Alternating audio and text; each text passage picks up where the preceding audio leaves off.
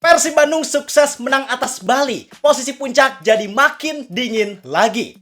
Halo sobat bola sekalian, khususnya para bobotoh, pastinya kalian sekarang lagi ngerasa senang banget. Tapi di sisi lain, mungkin kawan-kawan Pusa Mania dan Jackmania juga jadi makin harap-harap cemas sama peluang juara yang lagi mereka usahakan.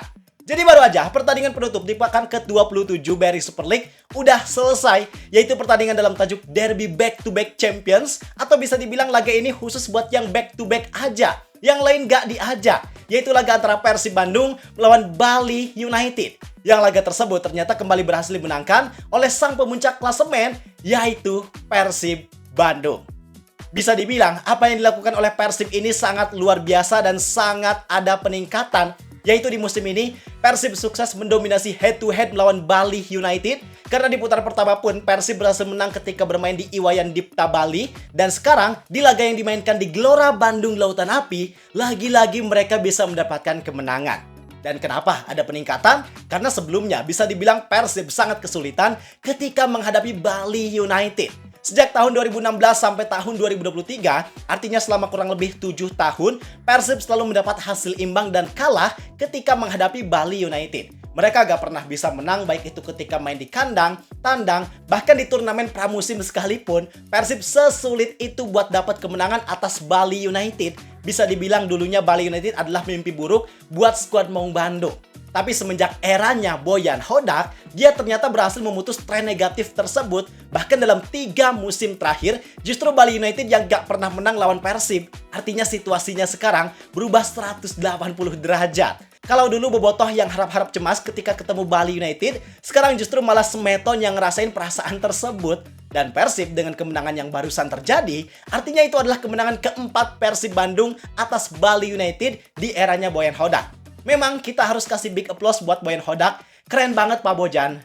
Kemudian sekarang kalau kita sedikit bahas tentang jalannya laga ini, bisa dibilang pertandingan relatif berjalan dengan cukup ketat. Meskipun Bali United harus mengalami kekalahan, tapi sejatinya mereka bisa memberikan perlawanan yang cukup baik yang bikin pertandingan ini jadi lebih menarik. Dan memang kekuatan Persib ketika main di Gelora Bandung Lautan Api gak usah diraguin lagi. Walaupun harus bermain dengan 10 pemain, tapi mereka emang punya energi lebih ketika main di GBLA. Yang sangat disayangkan, jujur di laga ini, William Barros gak bisa banyak memberi dampak positif.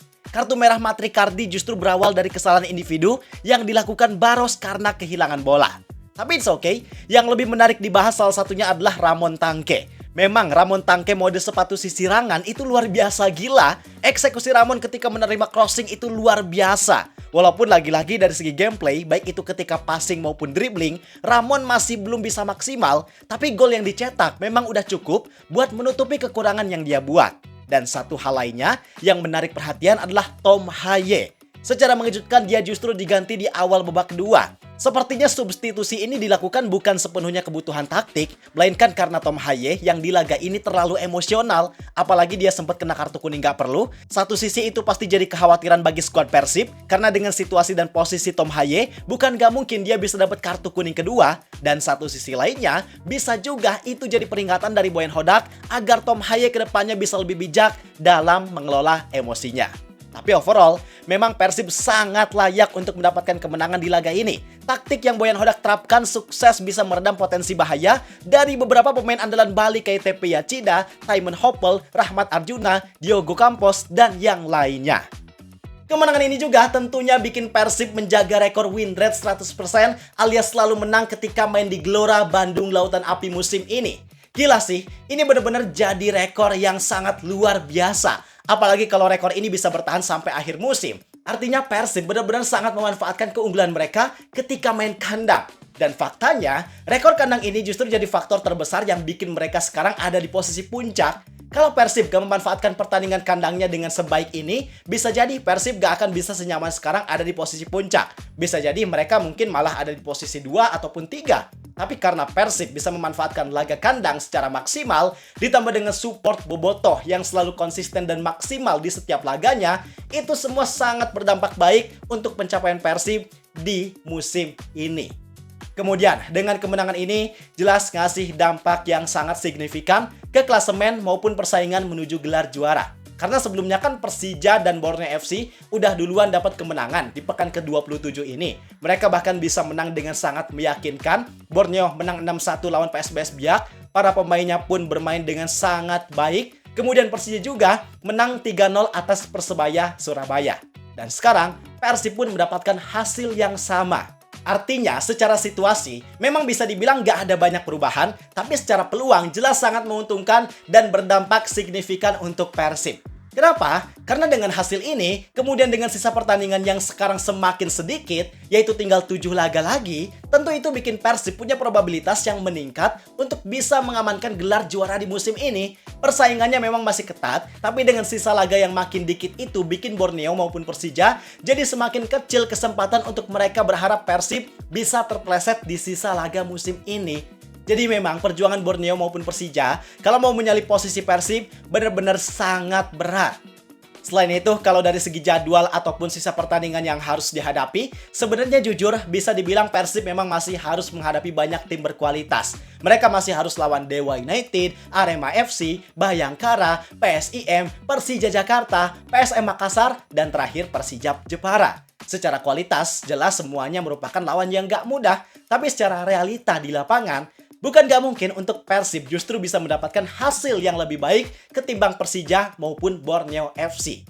Karena pada dasarnya, di akhir musim justru tim yang ada di papan bawah malah bisa menjadi ancaman yang lebih serius. Contoh kemarin, Bayangkara FC yang di 5 laga terakhir bisa selalu menang, bahkan bisa dibilang secara performa juga mereka sangat superior. Tapi siapa sangka, ternyata Bayangkara justru malah harus takluk di tangan Persijap Jepara yang saat ini berstatus sebagai penghuni papan bawah klasemen Super League. Artinya itu udah bisa jadi contoh nyata bahwa klub papan bawah justru malah bisa menjadi kuda hitam ketika melawan tim besar. Kenapa? Karena selain kualitas, tapi di situ ada pengaruh secara psikologi.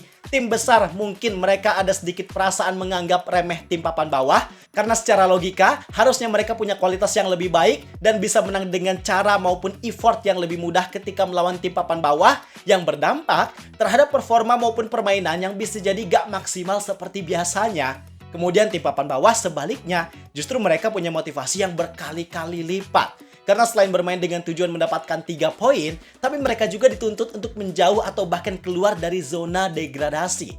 Dan memang secara psikologis, bahwa ketika seseorang ada dalam situasi yang kepepet, pasti secara alamiah mereka bakal mengerahkan 200% kemampuan dari biasanya. Maka dengan Persija serta Borneo yang secara kualitas lawan di sisa musim ini relatif lebih mudah daripada sisa lawan yang dimiliki Persib, itu gak jadi jaminan buat mereka bisa mendapatkan hasil yang lebih baik dari Persib Bandung. Kemudian, kemenangan ini juga bukan cuma ngasih dampak ke situasi di klasemen, tapi juga ngasih dampak besar secara psikologis. Karena kemenangan yang Persib dapatkan ini terjadi atas Bali United. Tim yang secara kualitas sejatinya punya kualitas yang baik. Persib juga bisa menang di fase yang krusial, maksudnya di momen yang mereka lagi dikejar banget sama Persija dan Borneo, yang hasilnya bikin Persib jadi makin layak untuk kita sebut sebagai tim yang memang sangat pantas untuk menjadi juara. Karena dengan hasil ini, mereka berhasil menjaga konsistensi performa dan membuat mental jadi makin terbentuk. Artinya, satu sisi situasi ini jelas bikin Persib jadi ngerasa makin ada di atas angin. Mereka jelas sangat percaya diri, enjoy, buat bisa konsisten, serta fokus meraih gelar juara. Sedangkan satu sisi lainnya, situasi ini juga secara gak langsung bikin rival jadi makin ada dalam tekanan. Karena tadi kan, kesempatan Persija maupun Borneo jadi makin sempit. Pasti sekarang nih, mereka bakal mematangkan lagi hitung-hitungannya. Kira-kira kapan nih mereka bisa nyalip posisi Persib? Dan situasi ini justru jadi hal yang berpotensi besar, bikin klub yang bersangkutan jadi gak fokus untuk bersaing. Karena fokus mereka secara gak langsung, mau gak mau, pasti terbagi. Mereka harus ngasih performa yang maksimal di laga yang mereka jalani. Selain itu, mereka juga harus menaruh harapan kepada hasil dari laga yang dijalani oleh Persib Bandung. Maka mau kita lihat dari sudut manapun, memang Persib jelas jadi klub yang paling diuntungkan dalam situasi ini. Paling sekarang Persib adalah gimana caranya supaya mereka bisa terus konsisten menjaga performa dan mendapatkan hasil yang positif seperti sekarang. Kalau laga home sih harusnya percaya ya, pasti Persib bisalah dapat hasil yang maksimal. Tapi buat laga tandang, ini yang jadi ujian cukup berat buat Persib. Karena sejauh ini ketika main tandang, apalagi ketika Persib melawan tim yang punya kualitas, bisa dibilang Persib selalu kesulitan. Di menangnya mereka pun bisa dibilang itu harus melewati perjuangan yang sangat gak mudah. Maka inilah yang jadi PR buat Boyan Hodak. Supaya gimana caranya menjaga konsistensi Persib bukan cuma ketika main kandang, tapi juga ketika main tandang.